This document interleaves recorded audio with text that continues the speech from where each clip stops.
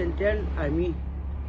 masi koi mafam habidi wangu sagang adi wangu sabal adagi koi gi khodak army singina labukta hi nungai chaklaga imai be sing karim na ba sumba mayam tholopa lona na hojisi yamna nungai di kumbi gi koi setupura ani suba mahari jimen singsina mara pai be sing koi gi tumnagi imai bel singna koi gi tha sujaduna labukta napi lengwei koi kengwei peru putna leiba ga mena se thoida ba lakna ba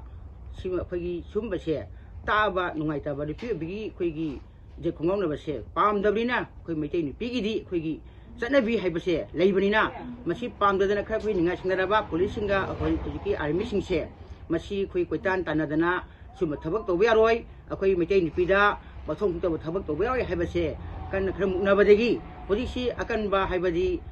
kasnota bada kumbi PS na imai bel kumbi gi imai bel singbu koi gi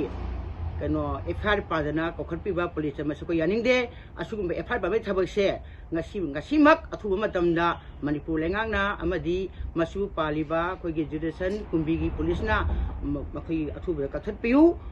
koi de FR pa me aroi akoi nipi khunai bu singna bi aroi masi hande ki thobu ase Assam Rifle oigera Mahar Regiment oigera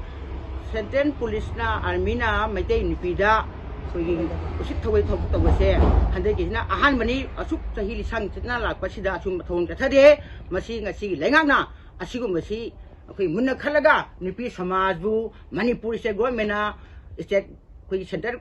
Police da Central Army da akoi bo usik tabaje tohon biganu masi koi state government gi lenga ki yam choba thogdang ni maduna masi koi government sina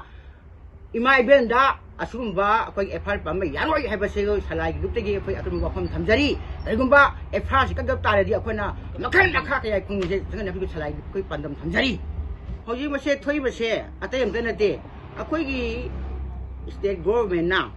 Central Army ko sulbasina makona khudung chab loraga sigumba thogong ke charak ba koi thamjeninge